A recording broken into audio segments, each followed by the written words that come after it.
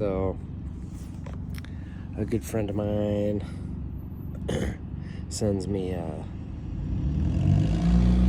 videos of like animals that are playing together or getting along together that normally shouldn't get along together.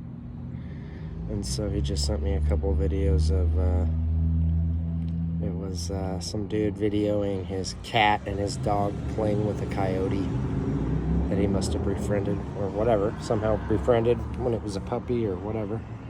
And his cat is like playing with this coyote all over the couch. It's super cute. And then a full-grown orangutan helping raise baby tigers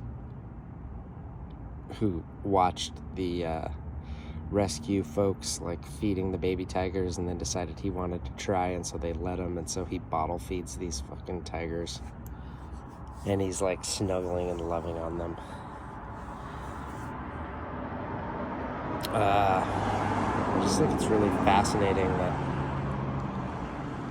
like, when I was growing up, it was, cats and fighting like cats and dogs. Like, dogs eat cats or chase them.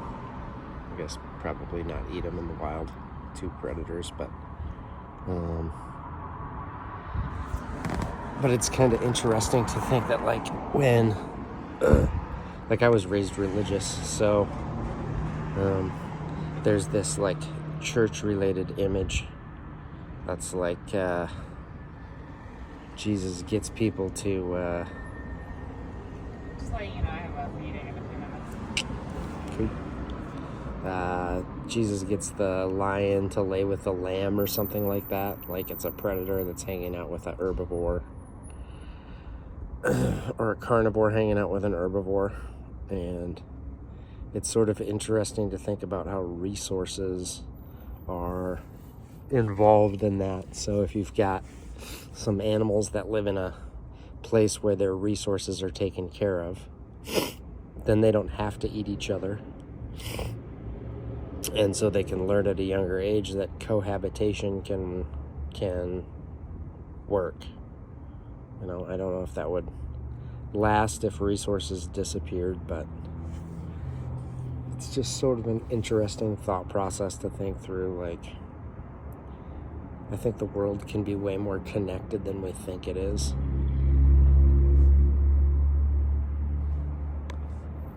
It's like we're taught that some things need to be separate, and they certainly are in nature, but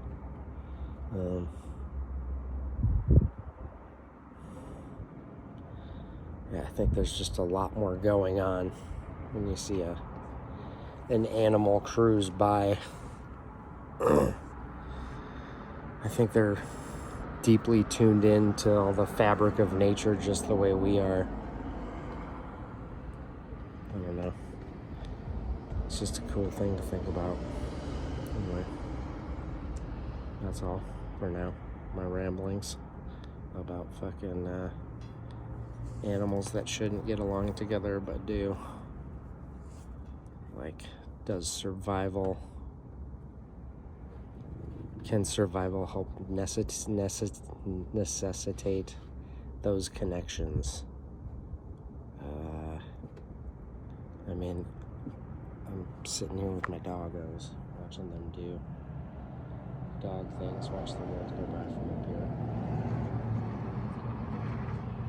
And once upon a time, some wolf puppies were hanging around a campfire of cave people and eating some of the leftover bones, and then the friendly ones get even friendlier, and then they breed with the friendlier ones, and then you've got domesticated dogs over a period of time.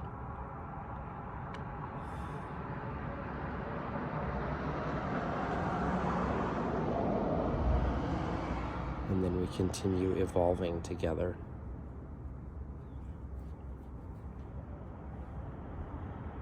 How deep does that rabbit hole go about interspecies behaviors? I know that there's bugs that help plants, like those leafcutter ants that,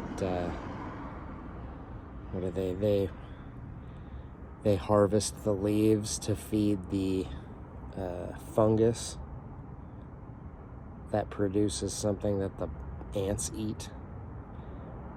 I know that there's plants that warn each other that some invasive species or some species eating them is there, and so they kick out pheromones that help them to kick out other pheromones to keep the bugs off that plant. I know that there's funguses that help plants communicate under the soil, like there's electrical impulses traveling from plant to plant through the fungus.